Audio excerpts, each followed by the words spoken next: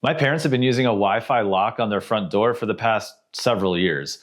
And only a few months ago did they mention in passing that they're changing the batteries on it every 2 to 3 months. I want you to stop and consider every device in your house that you're changing the batteries on every couple of months. I can't even, and it's an odd size battery, so you can't just check the couch cushions real quick. You're more likely to find a and $1 million before you find a CR123 battery in the cushions. So today we're installing a new lock on my parents' front door that won't need new batteries for over a year. Let's chat through the benefits of a thread lock with a very convenient feature. I'm Patrick Hunt, and I want you to like smart home tech as much as I do. Real solutions with Matter, Apple Home, and a little creativity. Weekly, I'll show you how small upgrades can make a big difference. Welcome. There are a lot of locks to choose from, but you can really narrow your search by just listing out your priorities. I recently installed the Level Lock Pro on our back door, and my #1 priority was aesthetics, followed by compatibility and protocol, and yeah, battery life was somewhere in there. So what were my parents' priorities in their brand new lock? Well, #1, a battery life that lasted longer than 3 months. #2, a battery life that lasted longer than 3 months. And as I listed out all the features they could get in one lock versus another, there was a lot of smiling and nodding. So if we were gonna get anywhere, I just needed to use my best judgment and pick a lock. Honestly, it wasn't too hard. It was always gonna be a thread lock, which narrowed us down pretty significantly. I figured this is the best way to start addressing battery life, given that thread is ultra low power. And they're gonna think the lock isn't working if it doesn't respond immediately, which thread has incredibly fast response time. And I wanted a Matter lock, but it at least needed to work in Apple Home, given that they both have iPhones, Apple Watches, and the Apple TV. And with that could possibly come HomeKey, which would be a bonus. And because I care, this thing also needed to look good. There's a lot of locks out there that fit most of that criteria, but my God, are they up. But there was something else hidden in all of that. Yes, these are all features that I wanted, but for my parents, smiling and nodding, all of that needed to just add up to a door they could lock and unlock and keep their home secure and have a certain level of familiarity. How far separated are we from the experience that we know and trust?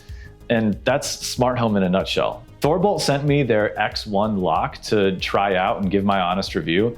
And next to the Level Lock Pro and a few others, this was one of the last locks standing that I would have possibly considered. And this lock is feature rich, to say the least. I knew I had the right lock when I saw all the different ways my parents would have to unlock their front door, but I'll come back to that. Installation took about 15 minutes, start to finish. I don't read the directions anymore, and I just kind of guess where things go. And this lock must have been pretty straightforward because I was largely right. Then it came time to install the batteries. This lock takes 8 AA batteries, but it turns on once you've inserted 5. And 8 is a lot of batteries. And I hadn't planned for this when I came over to their house to install the lock. So my mom did have to basically look through the couch cushions for all those batteries. But I think that it's a win for the lock that you're able to do this at all. A lock that takes a common size battery, whether it's 4 or 16, is still better than a $30 battery that you have to special order. Okay, maybe not 16. And then you have 10 minutes to get it added to the SleekPoint app before you have to re-enter pairing mode. And this was the fun part, because previously with the old lock, my parents would just go to the manufacturer's app when they wanted to lock or unlock their door. But in setting this up, I got to show them all the new ways they had to unlock their front door. And by far, everybody's favorite was the Fingerprint. We also tested HomeKey and the keypad, which both worked quickly as well. So why was the Fingerprint so well liked? Because it's the closest to the old experience in terms of the hand motion itself and the response time, but with no physical key in your hand and no searching for said key. You press your thumb, the light turns green, the door unlocks. Not too dissimilar from you insert your key, you turn your key, the door unlocks. And for a lot of people, this small step between physical key and thumbprint might just be the difference maker in smart home adoption. Well, my parents also oohed and awed over HomeKey on their phones and on their watches. But I'm pretty sure we just landed on an automation that unlocks the front door when they arrive home and locks automatically at nighttime. So all of that for basically the least interaction they could possibly have with this lock. I bet they turn off that automation when they learn they have to hit confirm on their phone for the automation to actually run, which they're likely learning right now. So the ways to enter: home key, Siri, fingerprint, keypad, and then of course that physical key, which you definitely don't have on you. It even has a USB-C port on the front for emergencies when the batteries die that you could use to power the lock real quick and unlock it and then change the batteries. And then this lock is HomeKit over Thread. There's like 4 devices like this, and it's always a surprise when you find them in the wild. So it's not a Matter device, and it's only compatible with Apple Home, which all that tells me is that at least it's been optimized to work with Apple Home.